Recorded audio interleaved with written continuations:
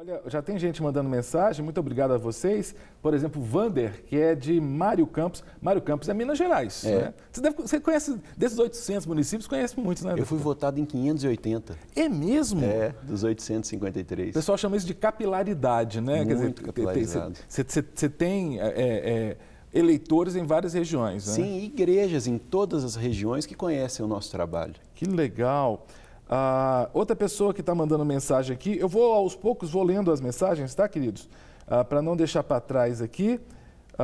Uma pessoa, deixa eu ver se é a Daura Diniz. Sim. Ela pergunta, eu gostaria de saber qual foi a atuação do deputado no... boa pergunta, Daura. No Plano Estadual de Educação. Eu sei que você, deputado, teve uma atuação muito importante. O que você fez de importante, relevante no nosso Plano Estadual de Educação? Desde o início do nosso mandato, nós estamos acompanhando a elaboração do Plano Estadual de Educação, que é uma determinação nacional. Primeiro veio o Plano Nacional de Educação, posteriormente os planos estaduais de educação e planos municipais de educação. Nós conseguimos retirar a meta 21 na sua integralidade do Plano Estadual de Educação. A meta 21 trazia tudo aquilo que é ligado à ideologia de gênero.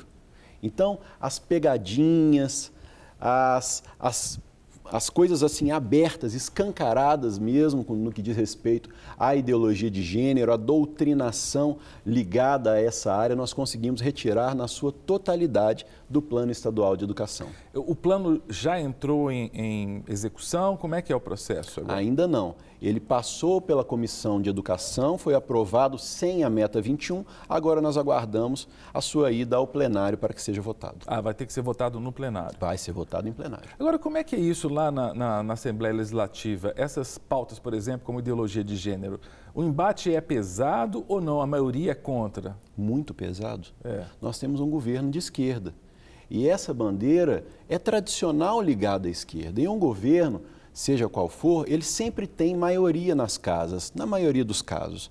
É uma estrutura, é uma força muito grande. Então, quando nós temos um governo que levanta as bandeiras ligadas a esse segmento, nós temos também uma dificuldade, uma luta muito grande em decorrência disso. Mas por que será que a esquerda defende, por exemplo, pautas como ideologia de gênero? Vocês conseguem entender a razão? Claro, isso vem do próprio Manifesto Comunista.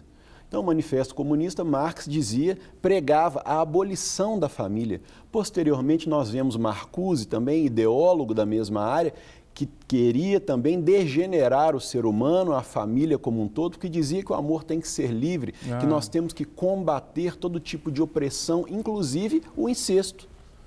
Que seria uma forma de opressão ao homem, tudo teria que ser liberado. Posteriormente a Marcuse, nós vemos Antônio Gramsci, que foi teórico também da área, com a Revolução Cultural italiana, Antônio Gramsci. E depois disso, nós vemos aí o crescimento das ideologias de esquerda que trabalham nesse sentido. É cultural e é ideológico deles. Agora, isso está ligado diretamente à educação, né? Foi exatamente o Plano Estadual de Educação que a gente está conversando. Eu sou professor, como o deputado também é professor, de curso superior, mas o professor que está lá no ensino médio, no ensino fundamental, ele tem um poder de persuasão que é absurdo. E eu sou professor de história, né? E sou um dos raros professores de história que não sou de esquerda. Porque, olha, a maioria de nós professores faz da sala de aula o seu palanque, não é? É verdade. Eles abusam, na maioria, não posso dizer que todos são assim, da sua audiência cativa, que os alunos são obrigados a escutar o que eles têm a dizer, para propagar as ideologias e as linhas de atuação política ligados ao seu próprio pensamento, que é inconstitucional. Nós vemos nos princípios da administração pública que o agente público, no caso o professor é um agente público, ele deve guardar a neutralidade. No caso, como é que está essa situação da Escola Sem Partido? Bom, eu sou o autor do projeto Escola Sem Partido em Minas Gerais. Nós conseguimos já grandes vitórias na Assembleia. A primeira delas foi passar pela Comissão de Constituição e Justiça. Vencemos essa etapa. Depois da Comissão de Constituição e Justiça, tentaram colocar o nosso projeto no limbo. O que é o limbo? Ele sai da comissão, mas para que a validade da tramitação dele permaneça, ele precisa ser lido em plenário. Então, sentaram no projeto, não queriam fazer a leitura do plenário de forma alguma, foi aprovado, foi lido em plenário na semana passada e agora segue a sua tramitação normal para a Comissão de Educação. É interessante essas estratégias, né, legislativas para adiantar certas pautas e deter outras, né? Porque o que o senhor colocou, deputado, é que a maioria ainda é favorável ao governo, que é de esquerda. Por isso que essas pautas não andam. E o governo tem um poder muito grande nas principais comissões, nos principais cargos de liderança da Assembleia e podem atuar seriamente nesse sentido. Foi um caso que aconteceu nesse projeto, que o primeiro secretário não queria fazer a leitura, é um secretário muito ligado ao governo, mas nós conseguimos essa vitória e o projeto foi lido e caso não fosse lido, nós ingressaríamos certamente no judiciário com mandado de segurança, porque seria um abuso da autoridade, no caso do primeiro secretário da Assembleia. Agora, essa questão da escola sem partido, outro dia eu vi um vídeo de moças do movimento negro que entraram na sala de aula, não sei se você viu, entraram na sala de aula na USP, lendo o manifesto e xingando todos os alunos que não eram afrodescendentes lá. Xingando mesmo, né, com palavrões, palavras de baixo calão. Qual que é como é que eu posso dizer, o espaço sala de aula? Quem é o gestor daquele espaço? Alguém pode adentrar aquele espaço não sendo aluno? Como é que isso acontece? Como é que é essa questão na área de educação no nosso estado? O principal responsável pela sala de aula naquele momento é o professor.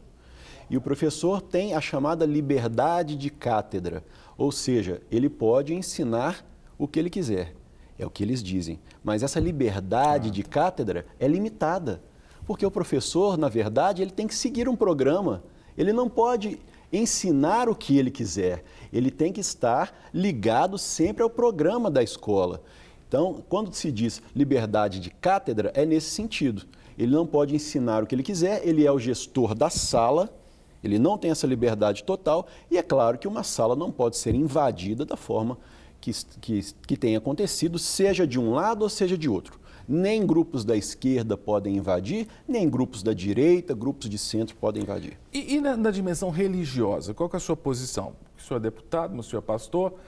A questão, porque a gente tem aquela velha discussão que o Estado é laico. As pessoas não, mas o Estado é laico. Então, pensando na escola pública, que é a que está ligada diretamente à Assembleia Legislativa, embora todo o Plano Nacional Estadual de Educação atinja todas as escolas, particulares ou públicas. Mas pensando na escola pública, o senhor é favorável ou é contrário ao ensino religioso nas escolas públicas? Eu sou favorável desde que seja optativo. Sim. Se o aluno quer participar de maneira opcional, tudo bem, eu concordo. Que crie-se talvez um contraturno? Isso, algo nesse sentido. Eu não posso também obrigar um aluno que é de uma religião afro-ameríndia a frequentar um culto cristão. Sim. Uma aula, melhor dizendo, não culto, uma aula de ensino religioso ligado ao cristianismo se ele não professa a fé. Concordo. Às vezes as pessoas perguntam e falam comigo pensando que eu sou favorável ao ensino religioso nas escolas. A minha posição é semelhante à sua, deputado. Porque tem uma questão interessante. Às vezes os evangélicos pensam o seguinte, não, se aprovarmos a obrigatoriedade do ensino religioso nas escolas, sejam municipais, sejam estaduais, então nós vamos pregar a Bíblia, vamos pregar o Evangelho. Mas quem disse? Quando Jesus usou algo desse tipo? Quando Jesus obrigou alguém a segui-lo. Exatamente. E o aluno está ali, ele não pode sair, então ele vai ter que ouvir a pulso, né, a pregação. E outra coisa, quem garante que o docente ou a docente será uma pessoa que vai usar a Bíblia? Porque se é aula de religião, não é aula de cristianismo. Sim. Ele pode estar ensinando islamismo, kardecismo. Pode. Não é? Claro, funciona dessa forma. Ele direciona da forma que ele bem entender. Acaba sendo um perigo, né? Também acho. Agora, como é que é ser cristão evangélico na Assembleia Legislativa? Eu fico imaginando que alguns dizem o seguinte, aquilo é um covil. Falando das casas legislativas, né? Do Senado, do Congresso Nacional, da Assembleia Legislativa, da Câmara dos Vereadores. Nós que não somos pessoas que lidam no cotidiano com essas casas, a gente não entende muito bem. É pesado mesmo, assim? Como é que é isso? O mundo é pesado. O mundo jaz no maligno. Não são só as casas legislativas. Nós temos maus profissionais e bons profissionais em todas as áreas. Nós temos pessoas boas e pessoas ruins em todas as áreas, até mesmo dentro da igreja. Certamente os convites, as propostas são muitas, mas permanece de pé quem está firme com o Senhor e sabe que permanece de pé por causa da misericórdia de Deus. Deputado, uma pessoa mandou uma mensagem aqui, infelizmente ela não mandou o nome, mas fala assim, estão destruindo vidas, famílias, sabe? Motivo? Dinheiro. E ela clama, né? Ora vem, Senhor Jesus. Ela entende que está precisando de haver um avivamento. Essa questão da destruição por causa de dinheiro, como é que é isso dentro da Assembleia? Há lobbies, há grupos que pressionam, porque dizem, por exemplo, que há movimentos muito fortes que põem dinheiro, que apoiam certas pautas que são contrárias à família. Isso é fato ou é boato? É verdade, claro que existe. Existe lobby em todas as casas legislativas. Nível municipal, nível estadual, nível federal. Para todas as áreas. Por exemplo, a indústria cervejeira, ela tem um lobby muito forte no Congresso Nacional e nós combatemos esse lobby. Por quê?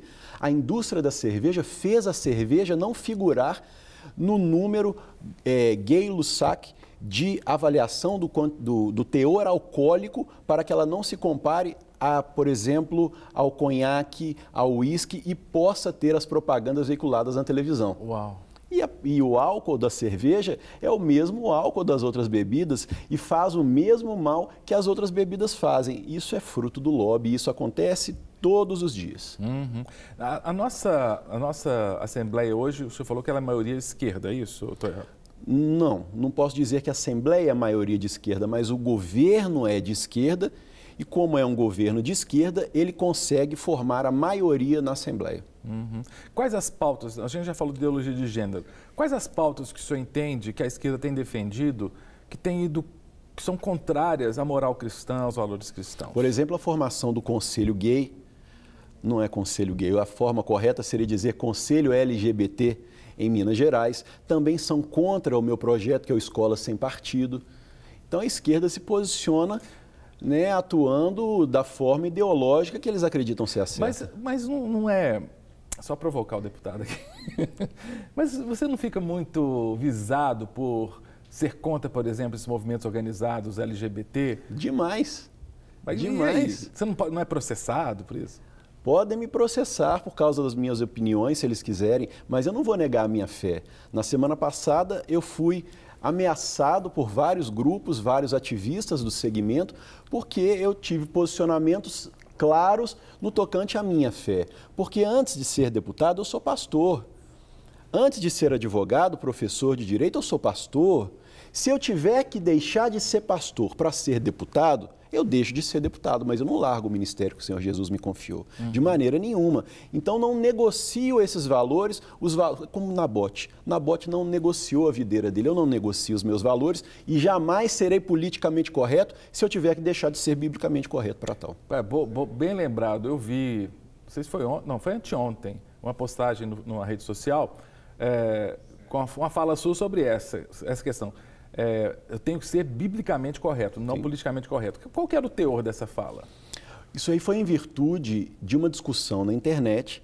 Eu abordei o tema. Semana passada nós vimos um vídeo que circulou por todo o Brasil com dois meninos que se beijavam, celebrando um aniversário, um de 12 e um de 14, com um bolo do Pablo Vittar e as pessoas gritando palavras de baixo calão, incentivando aquela conduta. Eu fiz um vídeo criticando, abordando também as criações que a mídia faz, como o Pablo Vittar é uma criação da mídia que nós temos, querem que nós engolamos, né? Sim. É um cantor ruim, de baixa performance musical, desafinado, mas a mídia com uma agenda faz com que nós o engolamos. Tudo bem. E aí a pessoa me abordou pela internet me chamando de fariseu, de falso profeta, a pessoa se identificou como membro ou ex-membro da nossa igreja e quando ele partiu para esse lado, falou, olha, eu sou uma ovelha ou ex-ovelha, algo assim, eu não me lembro ao certo. Então, se é ex-ovelha ou se é ex-ovelha, eu, na minha posição de pastor, eu não posso estar omisso diante do meu ministério, do ministério da nossa igreja. Então, eu exortei publicamente nesse sentido, porque ele, além de se dizer ex-membro de uma conduta homossexual, também se dizia pastor evangélico. Aí não, aí me desculpa, eu não vou ficar calado diante disso. Direito, como cidadão, de ter a prática ou a orientação sexual que quiser, ele tem. Total porque direito. Essa liberdade existe. Agora, querer vincular isso a um segmento religioso que tem uma moral definida, esse tipo de aproximação que eu acho ruim, sabe? Se dizer ministro evangélico ou pastor evangélico, isso para mim tem um nome muito claro, o nome disso é estelionato. E a pessoa não pode usar a questão LGBT ou não pode usar a sua orientação sexual para um manto que garante o salvo-conduto da prática delituosa. Isso de maneira nenhuma. Uhum.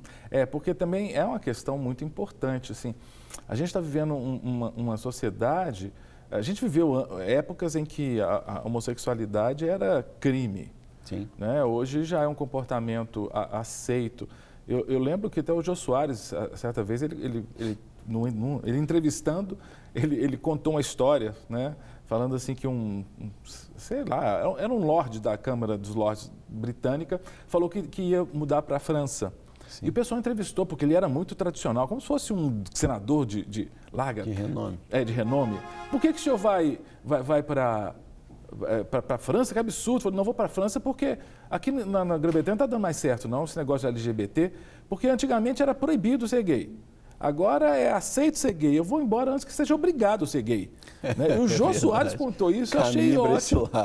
Né? Aquela famosa janela de Overton, né? Que vai se movendo aí. Isso é um perigo, né? Deputado, a Paula Trajano, que é de Betim, fala sobre religião. Na escola da minha filha, a professora é espírita e minha filha chega em casa falando que se ela morrer, ela vai nascer de novo, mas quer reencarnar, né? A professora pode fazer isso na sala de aula? De forma alguma, a não ser que seja uma escola confessional, no caso aí uma escola espírita, a mãe, ao assinar o contrato, ela aceitaria essas condições. Mas se não é uma escola confessional, a professora não pode fazer isso e a mãe ou o pai, eles têm o dever de ingressar na justiça contra essa conduta, porque os pais representam os filhos civilmente até os 16 anos de idade. Para receber todas as novidades do canal, inscreva-se e se curtir o vídeo, clique em gostei. Aproveite para acompanhar a Rede Super nas redes sociais.